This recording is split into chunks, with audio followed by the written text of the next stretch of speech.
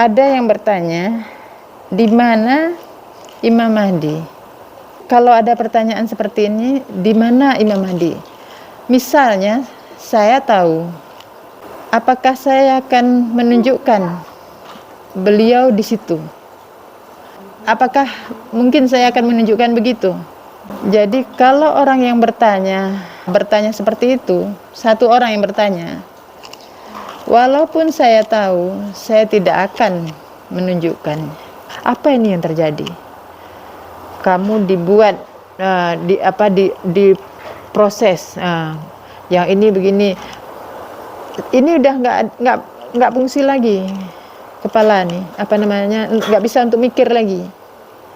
Yang ada tapi tinggal hati.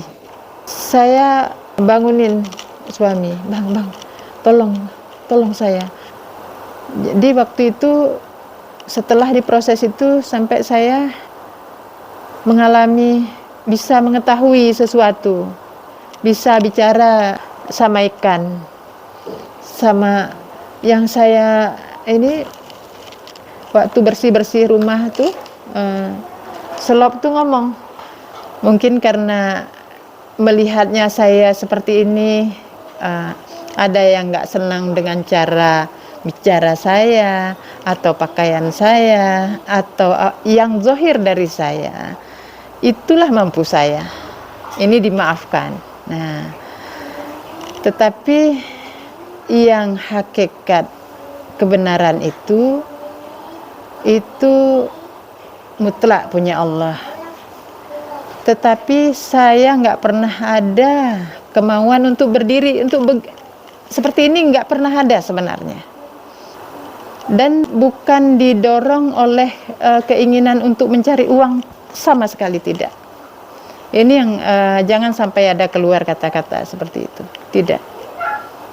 Bahkan yang sudah Allah kasih, kita takut. Karena apa? Kita sebelumnya nggak pandai menggunakannya. Jadi mudah-mudahan kita semua terlindung dari hal yang demikian. Kita mohon kepada Allah, ya Allah, lindungilah ya Allah umat Rasulullah ini, berikan semuanya ya Allah petunjuk-Mu ya Allah, supaya selamat ya Allah, karena tidak ada yang memberikan keselamatan itu kecuali Engkau ya Allah. Ini yang kita takut ya Allah.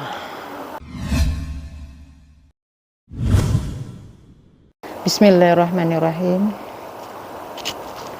Assalamualaikum warahmatullahi wabarakatuh. Segala puji kepada Allah, selawat dan salam kepada Rasulullah Sallallahu Alaihi Wasallam. Assalam al-mu'min al-hadi. Ya Allah, Engkau yang maha memberi petunjuk, berikan petunjuk kepada kami. Al-alim, ya Allah, Engkau yang maha mengajarkan, ajarkan kami ilmu ya Allah yang bermanfaat untuk kami. Ar-Rasyid, ya Allah, Engkau yang maha membimbing, bimbinglah kami ya Allah pada kebenaran dengan yang Engkau ridhoi, dan jadikanlah kami ridho dengan apa yang Engkau ajarkan kepada kami ya Allah. Amin, amin ya rabbal alamin. Jadi hari ini kita memulai pembelajaran kita mulai dengan harapan, kita panggil namanya. Semoga itu insya Allah akan memenuhinya. Ada pertanyaan, ini mungkin yang lebih dulu saya ingin menyampaikan. Bagaimana cara tunduk berserah dan patuh secara mutlak dalam masa penantian Imam Mahdi? Saya yakin yang bertanya ini juga memang orang sudah paham sebenarnya, cuman ini supaya menjadi pembelajaran untuk kita, bisa jadi. Jadi kalau cara tunduk itu berarti sebenarnya sebagaimana yang diajarkan oleh Rasulullah sebelumnya ya. Jadi tetaplah kita mendirikan sholat, menjaga hati, ucapan, perbuatan sama dalam keseharian kita, yang kita sadar semua pergerakan ini semua dicipta, diatur, digerakkan oleh Allah. Jadi artinya nggak keluar dari tasbih, tahmid, tahlil, takbir. Jadi artinya kembali kepada kita sadar siapa kita, siapa Allah. Karena dalam hidup kita ini ada ketentuan. Ada ketentuan, ada ketetapan. Jadi sebagaimana kita sholat, kita akan mengetahui sesuatu itu ketika setelah terjadi. Jadi sebelum terjadi kita masih mengira-ngira, mungkin nanti akan terjadi ini atau itu. Bahkan bisa jadi yang kita perkirakan itu tidak terjadi. Karena Allah sudah mengatur semua ketentuannya. Jadi intinya supaya kita bisa tunduk hati, tunduknya ya kepada Allah, dengan apa yang dijanjikannya pasti terjadi. Ini kita yakin apa yang Allah janjikan pasti terjadi. Yang kita mohon dalam penantian ini adalah supaya ketika Allah mewujudkan apa yang direncanakannya, kita bisa menerima dengan senang hati. Itu yang kita harapkan. Ketika terjadinya sesuatu itu kita bisa menerimanya dengan senang hati. Jadi penghambaan kita kepada Allah ini yang harus kita jaga. Dalam arti kita seperti sholat sepanjang waktu. Jadi sholat yang senantiasa sholat. Jadi itulah tadi, menjaga hati, ucapan, perbuatan sama. Mulai bangun tidur sampai kita tidur lagi, itu kita jaga. Jadi kita bisa melihatnya nanti dalam sholat-sholat kita bisa mengetahui apakah kita benar dalam mendirikan sholat kita. Nah itu memang udah pernah saya bahas, tapi nanti insya Allah kita akan jelaskan lagi. Supaya kita tadi patuh secara mutlak. Jadi penghambaan diri itu ya apapun yang kita kerjakan bukan karena selain Allah, hanya karena Allah. Jadi kalimat la ilaha illallah, pernyataan kita itu yang selalu kita nyatakan. Saya hanya menyembah Allah. Saya hanya mengikuti Allah. Saya hanya patuh kepada Allah. Itu kita buktikan dalam keseharian kita. Sehingga kita tidak mengikuti nafsu atau selain Allah. Jadi mungkin ini yang bisa saya jawab untuk pertanyaan bagaimana cara tunduk, berserah, patuh secara mutlak. Jadi intinya kita sadar siapa kita, siapa Allah, kita laksanakan janji kita, ikrar kita yang senantiasa kita sampaikan, la ilaha illallah, kita tegakkan melalui subhanallah walhamdulillah wala ilaha illallah Allahu akbar, itu dengan kesadaran. Dan praktekkan dalam kehidupan kita. Setiap apapun yang terjadi kita harus sadar ini adalah ketentuan Allah. Jadi yang kita disuruh cuma doa, usaha untuk mendapatkan hasil, sabar dan syukur. Kalau kita tidak bisa sampai dengan sabar syukur, berarti kita harus perang. Kemudian ada pertanyaan, apakah dibedakan Imam Mahdi dan Al-Mahdi? Tapi itu udah jelas ya. Udah jelas, nggak usah lagi ya. Kemudian ada yang bertanya, di mana Imam Mahdi?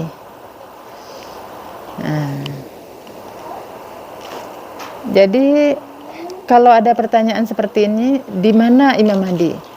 Misalnya saya tahu, apakah saya akan menunjukkan beliau di situ? Atau apakah mungkin saya akan menunjukkan begitu? Jadi kalau orang yang bertanya seperti itu, satu orang yang bertanya, walaupun saya tahu, saya tidak akan menunjukkan. Nah, karena apa? Bapak sebut pernah mengatakan, nak Rukiah, kalau kamu mau bertanya tentang emas, jangan kamu tanyakan sama selain tukang emas. Ya. Itu maksudnya, barang yang berharga jangan mudah tunjuknya, ya kan? Jadi membahayakan. Nah, sesuatu yang berharga, yang punya nilai, kan Allah yang tahu, Allah menyimpannya di mana. Nah, kalaupun kita tahu di mana barang itu, kita tidak serta-merta menunjukkan begitu. Nah, yang pertama apa? Untuk apa? Keamanan. Kemudian harus pembuktian, biar orang nggak semudahnya atau mengabaikan atau gimana. Nah, yang kemudian dengan kita menjadikan dengan proses, itulah yang sebenarnya, karena kita hidup di zaman ini semua butuh bukti. Jadi kalau sesuatu tidak serta-merta begitu, misalnya ada di puncak gunung apa gitu, orang akan ke sana, kan kasihan nanti orang yang ke sana. Kalau memang benar itu alhamdulillah. Kalau tidak benar, nanti saling menyalahkan, kan gitu. Jadi ini perlu proses. Jadi walaupun kita tahu, harus diproses dulu. Siapa yang diproses dulu? Berarti orang yang mau menunjuk. Ya. Jadi yang menunjuk emas, dia harus tahu ilmu tentang emas. Nah, yang menunjuk barang berharga, dia harus tahu barang berharga itu bagaimana. Nah, jadi intinya, bagaimana cara untuk kita mengetahui seseorang yang menunjuk itu? Berarti dia harus punya ilmu, harus paham tujuan hidup ini untuk apa. Kemudian iktikadnya harus kita ketahui, apakah dia dengan kepatuhan kepada Allah atau masih mengikuti hawa nafsunya. Nah, ini harus diteliti. Kemudian apakah dia diproses oleh manusia atau dia diproses oleh Allah. Nah, ini harus dibuktikan dulu. Kalau proses oleh manusia, seseorang yang belajar melalui bangku sekolah, pendidikan. Tapi kalau diproses Allah itu melalui proses tertentu yang ini di luar kemampuan pemikiran manusia. Orang akan berpikir, masa iya? Apakah iya itu mungkin? Tetapi kalau Allah, semuanya itu menjadi mungkin. Nah, ini yang harus kita buktikan. Jadi tidak bisa dijawab langsung ini dengan pertanyaan ini. Jadi harus berproses. Dan intinya, sejarah yang terjadi kepada Nabi, apakah berulang pada orang itu? Nah, ini yang harus dilihat. Kalau ini berulang, maka inilah yang harus layak untuk memberitahu di mana beliau itu. Itu orang yang menunjuk. Iya, orang yang menunjuk. Prosesnya diproses sama Allah. Diproses. Allah memproses Nabi. Iya. Orang yang menunjuknya. Iya, orang yang menunjuknya itu. Orang yang ditunjuk itu Orang yang ditunjuk itu kan Imam Mahdi. enggak hasil sejarahnya lebih bilang hampir sama kayak Nabi. Maksudnya hampir sama kayak orang yang dituju apa orang yang dituju? Nabi. Kalau kita misalnya gini, kalau Nabi dulu kan buta huruf. Kalau kita mungkin bukan buta huruf, nggak bisa baca, tapi buta mungkin teknologi kurang. Apa kalau sekarang orang bilang gaptek kayak gitulah. Jadi itu salah satu tandanya. Kemudian apakah orang ini paham ilmu Al-Quran? Yang diturunkan ke Nabi kan Al-Quran. Nah, kemudian siapa yang membelajarkan Al-Quran itu? Bagaimana dia diproses bisa seperti itu? Apakah melalui siapa gitu? Dan kalau orang-orang yang memang dia berilmu, dia tahu. Karena kalau misalnya ini kita aja yang di depan ini, melihat saya, misalnya yang punya kemampuan itu tahu siapa di barisan kita ini, siapa tahu. Jadi tentulah tidak ada unsur selain yang Allah ridho gitu. Ini ngerti maksud saya? Nggak ngerti ya?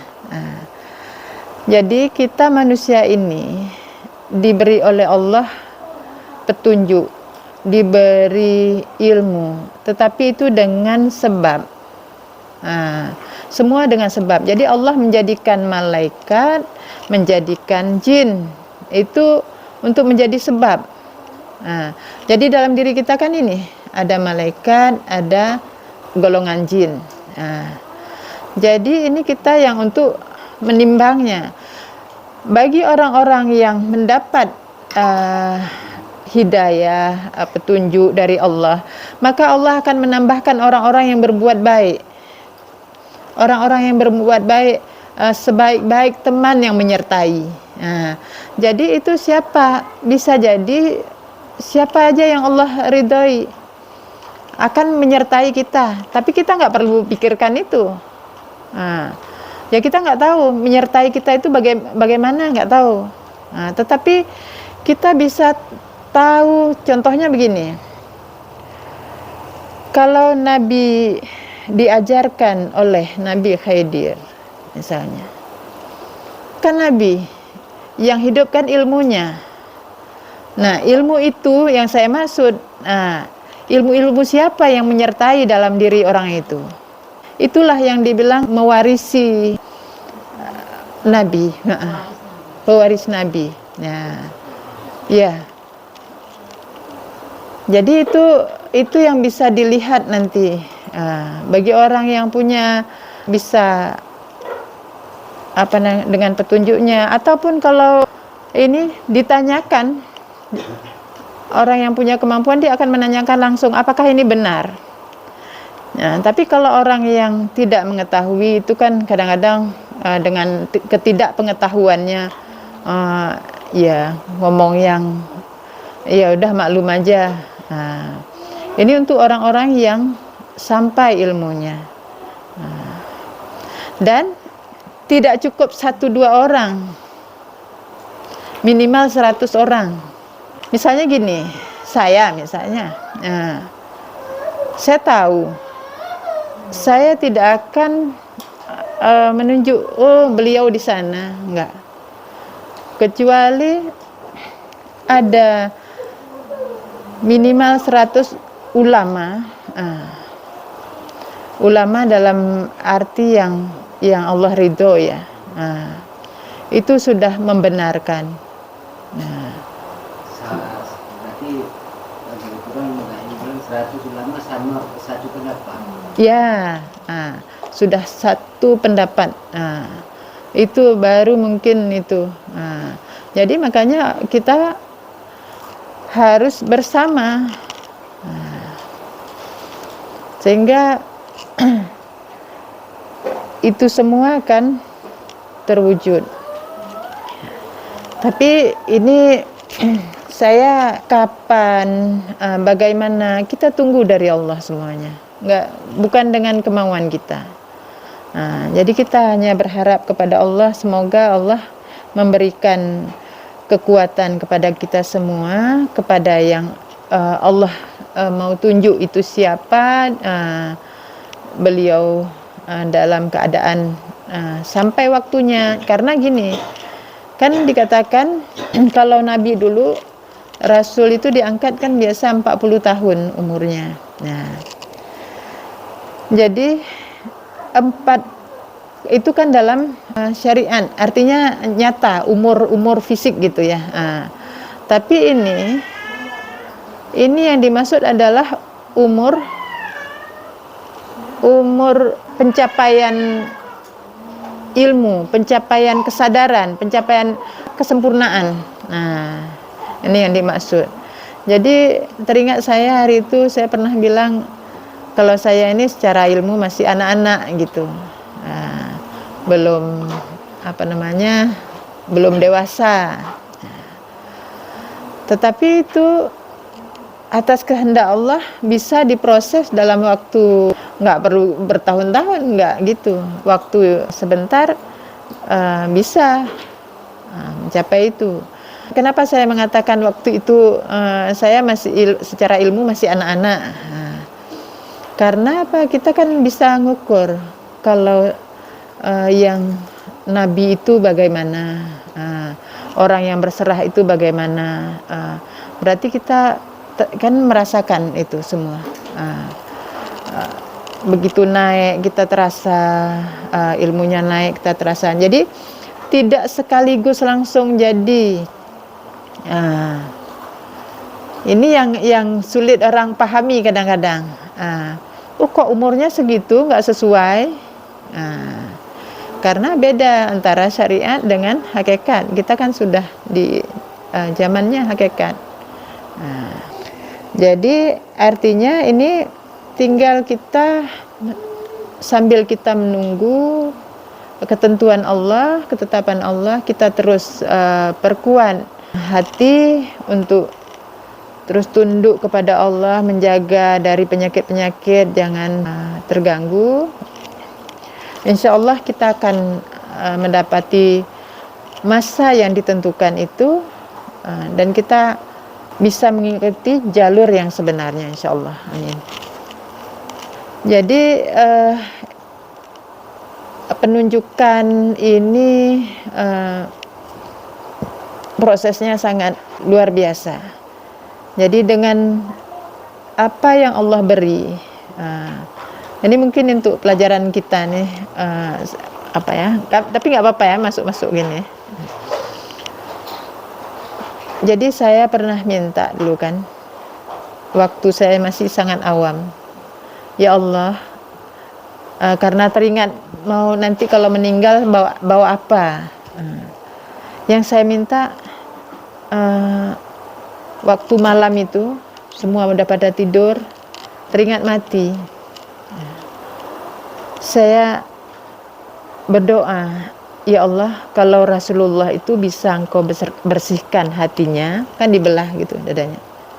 Saya minta, saya angkat tangan begini, ya Allah, bersihkan hati dan pikiran saya ini ya Allah, sekaligus. Itu mintanya. Saya sujud, saya minta, saya ulang lagi. Nah, jadi begitu beberapa waktu selang, saya nggak tahu, mungkin dalam bulan ataupun apa, saya sakit. Waktu ngajar nggak tahu nggak connect lagi, ini apa yang mau disampaikan nggak tahu lagi. Di rumah nggak sanggup, kadang harus lari saking nggak tahannya kondisi seperti itu. Jadi Allah menjawab itulah mulai dengan sakit. Nah, sampai ketika saya merasakan kepala ini kayak dipindah, ini ditarik ke depan, ini ke belakang, kruk kruk kruk, di dalam kepala ini bunyi.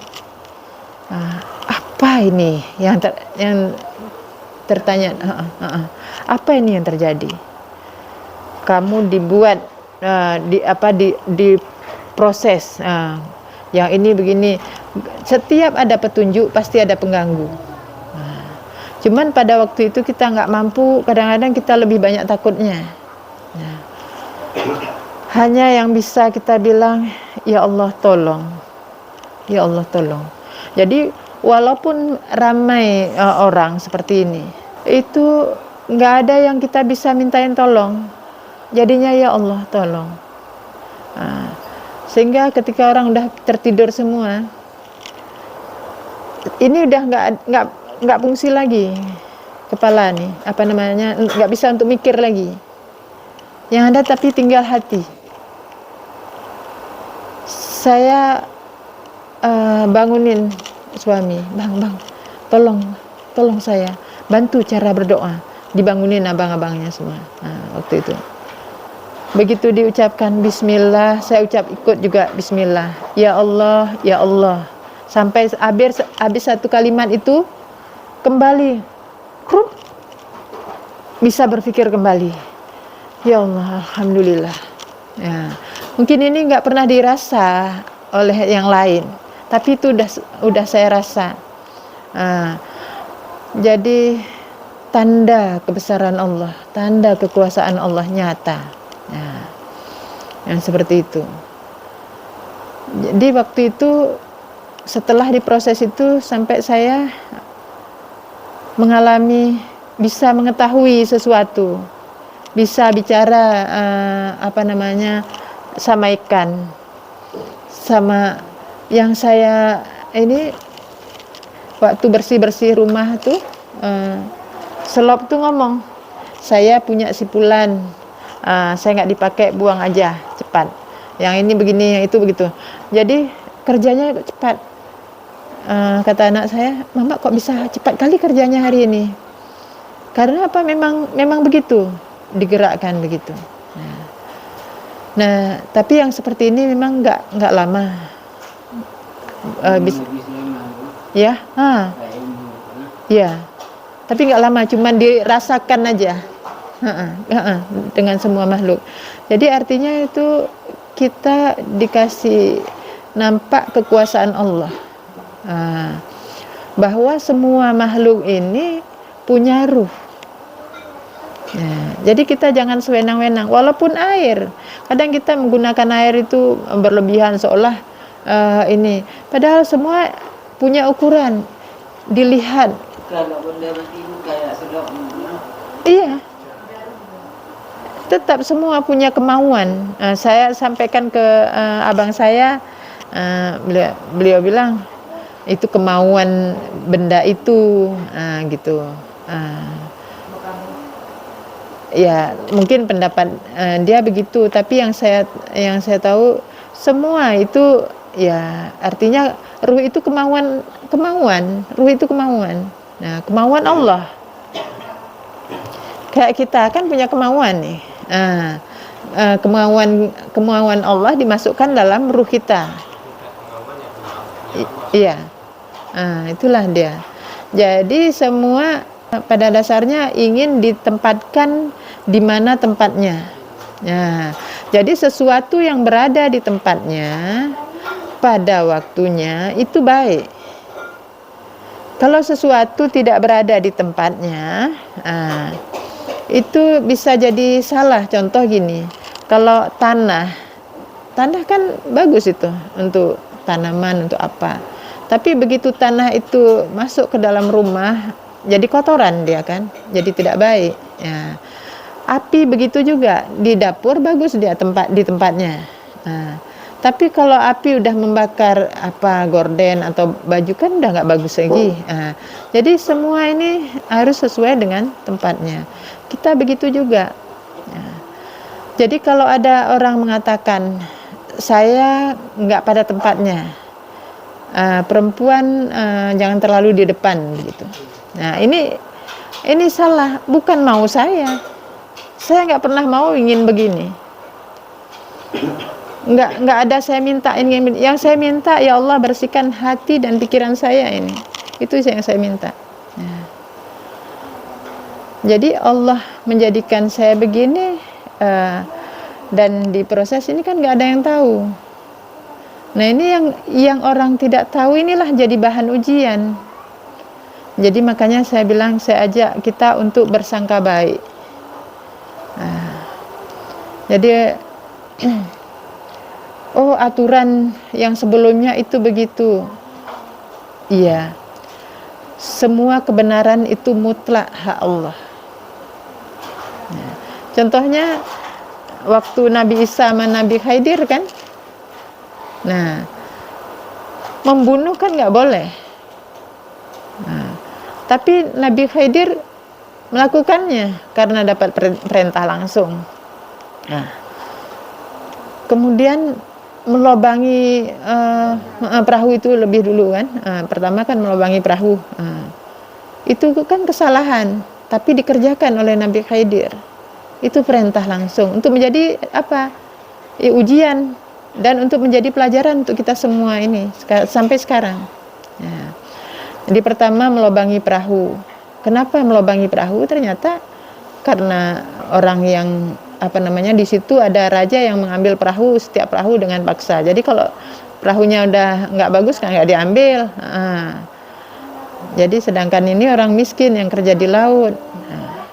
Kalau kedua membunuh anak itu karena orang tuanya orang soleh. Jadi dikhawatirkan anak yang tadi akan bisa mendorong orang tuanya jadi orang yang salah, durhaka. Maka dibunuh dan diharapkan untuk Allah mengganti anak yang lebih baik, yang lebih dekat kepada takwa, gitu kan. Termasuk dinding rumah itu tadi. Nah, ini dinding rumah ini terjadilah sama kita nih di sini. Jadi yang pernah saya ceritakan kenapa rumah ini, itulah waktu ketika saya diproses itu, tabibnya kan udah bingung, nggak tahu kayak mana. Bu, ada Al-Quran yang Anda terjemah? Ada. Jadi disuruh sama asistennya buka di tengah, buka 7 halaman lagi, buka 7 halaman, 7 lembar bukan halaman. Buka 7 lembar, buka. Baca ayat ke-7. Dinding rumahmu kepunyaan 2 anak yatim di kotamu. Di bawahnya ada harta simpanan. Karena kedua orang tuanya adalah orang soleh, maka Allah menghendaki agar mereka mengeluarkan hartanya pada waktu kedewasaannya. Sebagai rahmat dari Allah. Inilah takwil dari penjelasan dari apa yang kalian tidak mampu sabar dengannya. Waktu sakit kita kan kayak mana rasanya, nggak sanggup ini, nggak sanggup itu, kenapa ini, kenapa itu, kan tak sabar itu namanya. Itulah yang terjadi. Jadi ini yang ketiga ini yang kami alami.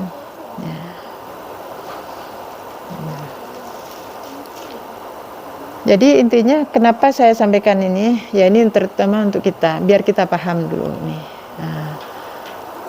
bahwa kalau Allah memberikan nikmat, ini rahmat dan nikmat, itu kepada siapa yang Dia kehendaki.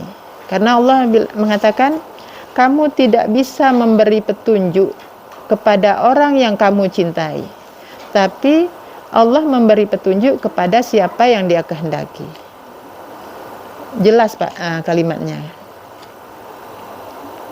Jadi kita walaupun saudara kita, orang tua kita, adik kita atau siapa, anak kita tidak bisa mendengar atau tidak mau menerima apa yang kita tahu dari ilmu.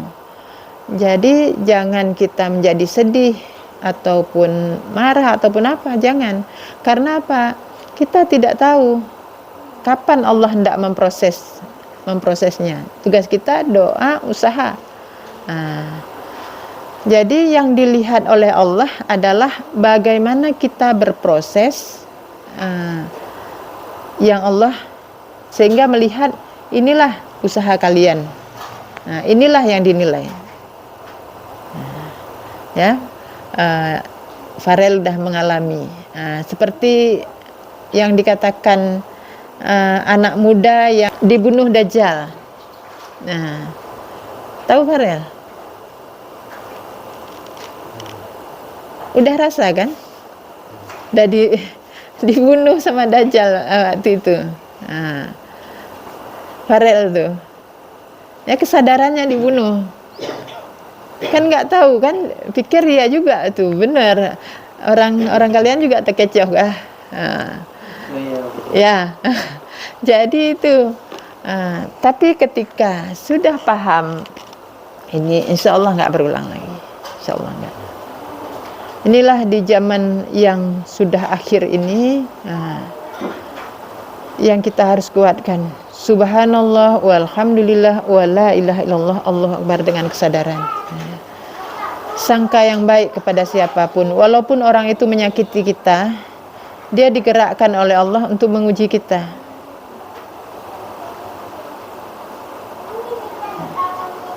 Bisa nggak sadar senantiasa seperti itu? Ya, kalau belum bisa sadar, masih sering lupa sehingga timbul marah, emosi gitu kan. Nah, berarti kita ini pagarnya belum betul, baju besinya, ya. Ya.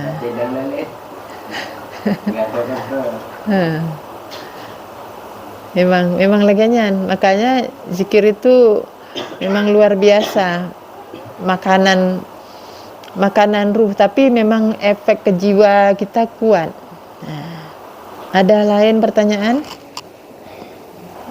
Ini ada yang pertanyaan, kenapa kalau Dajjal itu iblis, kok bisa ada pemuda yang dibunuh sama Dajjal itu sendiri? Katanya Dajjal tidak nampak. Gimana kok bisa gitu? Jadi itu tadi yang terjadi misalnya kayak sama Farel. Tapi semua mengatakan, loh kok semua ditamsil gitu kan? Oh semua. Ya, kita udah berada di zaman ini, memang harus begitu. Jadi pertanyaannya, kenapa kalau ada Dajjal, kalau Dajjal itu iblis, kok bisa ada pemuda yang akan dibunuh sama Dajjal itu sendiri? Katanya Dajjal tidak nampak. Nah, gimana gitu? Jadi pemuda yang dibunuh Dajjal itu adalah karakter normalnya yang dibunuh. Sehingga dia tidak bisa mengendalikan dirinya beberapa waktu. Pemuda itu tidak mampu menguasai dirinya, sehingga dia sadar kembali. Jadi apabila dia diberi petunjuk, kan ini banyak yang terjadi yang seperti ini. Dia jadi hilang kontrol, nggak mampu ngontrol dirinya. Kalau dia mendapat petunjuk, maka dia akan kembali dan tambah bersih yang di dalam. Karena dia sudah tahu membedakan yang mana kebenaran, yang mana tidak. Tapi kalau yang tidak mendapat petunjuk, ya bisa jadi berlanjut masalahnya. Ya. Nah inilah, jadi jangan kita bayangkan ada Dajjal yang besar membunuh. Bukan begitu. Jadi kalau yang mengatakan kok ditamsil semua gitu, inilah kita sudah berada di zaman yang beda, bukan di zaman yang lalu. Sehingga ketika mendapati zaman baru dengan pemahaman yang baru, ini bahaya untuk orang-orang yang mendustakan, sehingga akan mengalami seperti yang pada zaman Nabi alami. Jadi dulu kan seperti paman Nabi siapa? Abu Lahab, Abu Jahal.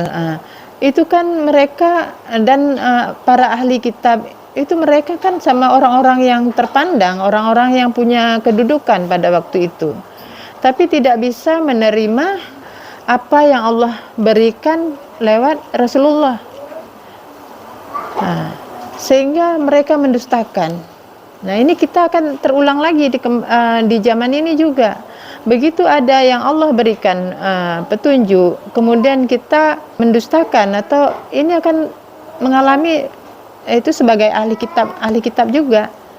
Nah, jadi tugas kita sekarang, makanya saya ulang-ulang, jaga hati.